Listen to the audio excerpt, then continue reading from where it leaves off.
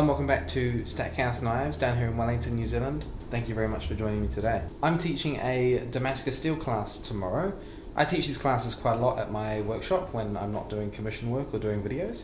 So I'm doing a bit of prep work. I'm just making sure everything's working, all the equipment's ready to go.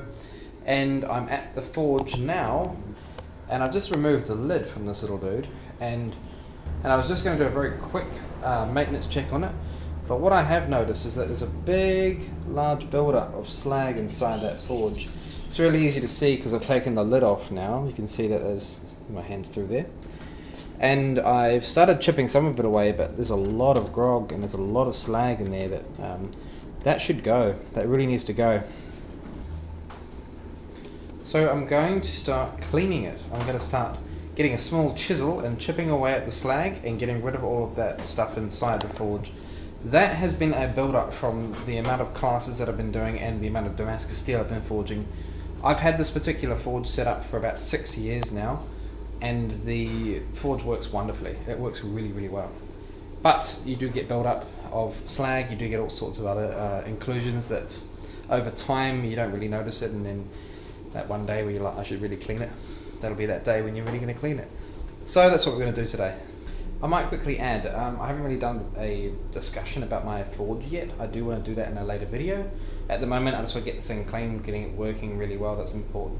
I'm going to do a quick overview of how this guy works and how I came to terms with building it. So I built this guy from scratch.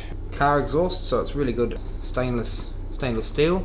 The gas line is there. Yes, it's a blue hose that connects to a regulator which is not attached to the forge at the moment. We had the other forge running, and then I have a small old-fashioned blacksmith blower around here that basically forces air through this flexible piping and combusts and meets the gas line at this junction here for the gas and the airflow to mix, go through the pipe underneath the forge here.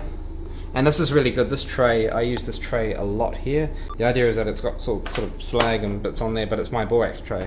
My billets just rest on this arm, so I don't have to carry the weight of the whole steel. It just rests here while I sprinkle borax on there and it magically fuses together.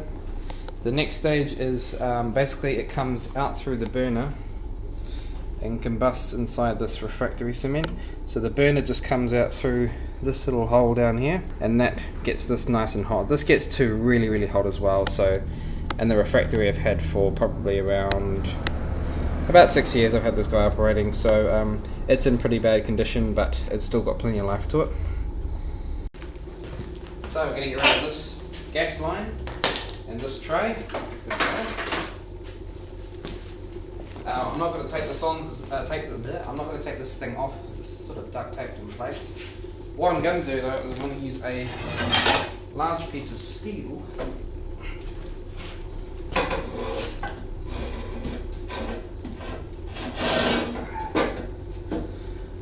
nice and solid.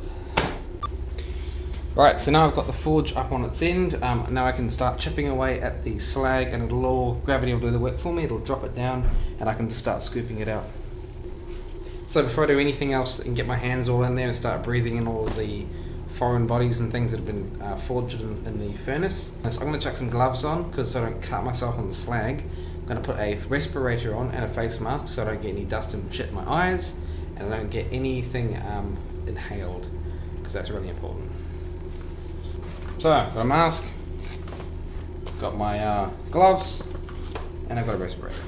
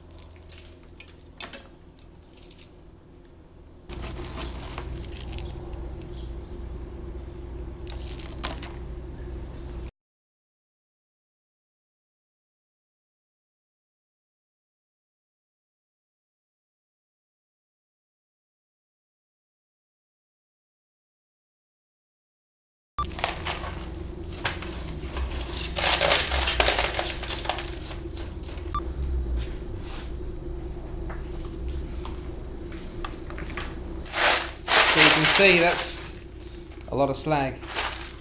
Quite a lot. It's also really heavy as well. They look like little meteorites, don't they?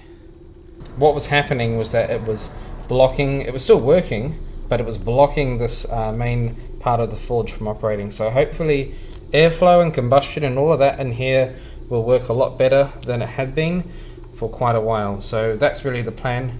And now to put the lid back on the forge and tip it back up, and that's done. It's on a little bit of an angle there, like quite a bit. Okay, so that's really the majority of the forge cleared out. Now that's ready for my weekend class tomorrow, and the forge should combust and be a lot more fiery, and it should be better for the gas as well. That's the plan, so I'm really happy I just got that little maintenance check done. So I'm just going to release steel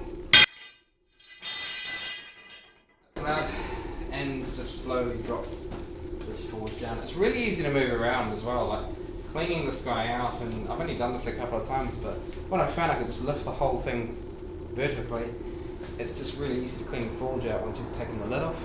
And we are more or less done. So yeah, short video, but I'm glad you sort of saw how my forge sort of is and works. It's just a quick video to show you how my maintenance schedule is. This does come up every year or so, but this time I thought I'd do a recording of it. As I mentioned earlier, this guy I built about 6 years ago. I've cast the refractory cement myself. This is also an upside down recycled gas bottle. They are a really good source for a gas forge. Welded on these really large plates on the side, just so that I've got these shelves outside the windows of the forge. It means I can just pop billets there, pop bricks, pop all sorts of things there, so it won't. It's just so it's there, close, easy. And I've made sure that this piping is far away from the forge, and this pushes the air down and it can combust and mix at the end of the burner. So yeah, that's my forge maintenance video. Thank you very much for watching this week's video, and a bit shorter this time around, but still informative, I hope. Thank you very much.